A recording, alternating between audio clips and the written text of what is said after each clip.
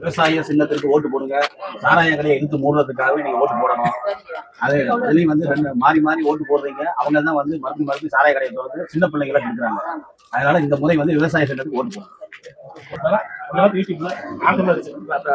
பேசுறத கேளுங்க சரிங்களா?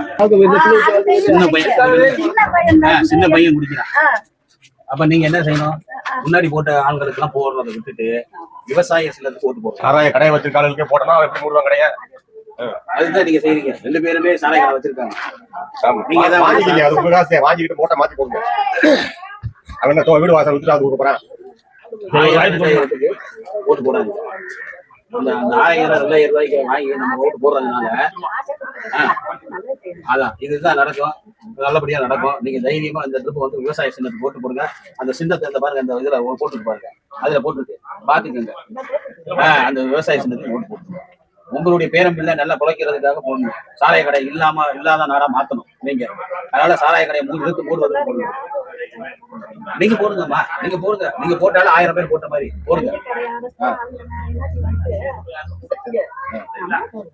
போடுங்க. 1000 தானே 1000 கோடி நாட்டு வைப்பாங்க.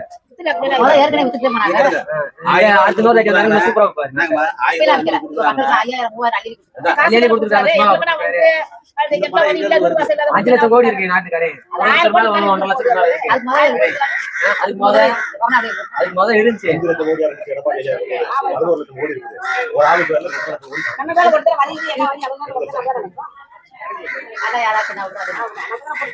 என்ன சொன்னாங்க?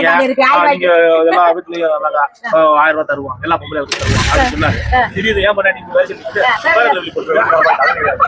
ஜாக்கெட் எல்லாம் அப்படி மேட்ச் மேட்சா போட்டுருக்கா. தகுதி வாய்ந்த பொம்பளை உனக்கு இல்ல, தகுதி இல்லாத பொம்பளைக்கு தருவான். தகுதி இல்லாத வச்சிருக்கியா? இங்க வாங்க, நிலம் இருக்க கூடாது, சொந்த வீடு இருக்க கூடாது, கார் வச்சிருக்க கூடாது. போட்டு சட்டம் போட்டு அந்த ஆபீஸ் மாதிரி போட்டு தெரியலையா? படிச்சு பாக்கல, நான் படிச்சு பார்த்தேன். கார் வச்சிருக்க கூடாது. ரொம்ப பொறுமை, அவங்க அப்படியே பண்ணுவாங்க. நீங்க போடுங்க விவசாய சின்னத்துக்கு. உங்களை கூட்டிட்டு போய் ஓட்டுக்கு காசு கொடுக்குறவங்க நாட்டுக்கு நல்லா செய்யுங்க.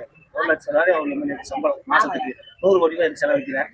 உன் தாலியை காக்க இருக்கா, என் தாலியை அக்கறை இருக்கா? சரிங்களா?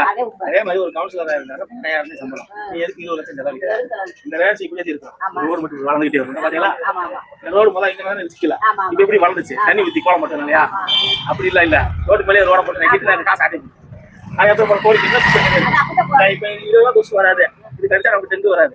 இவங்க தான் வருவாங்க, தொட்டியை தங்க பார்ப்பாங்க, தெங்கு வந்துச்சு. பாருங்க.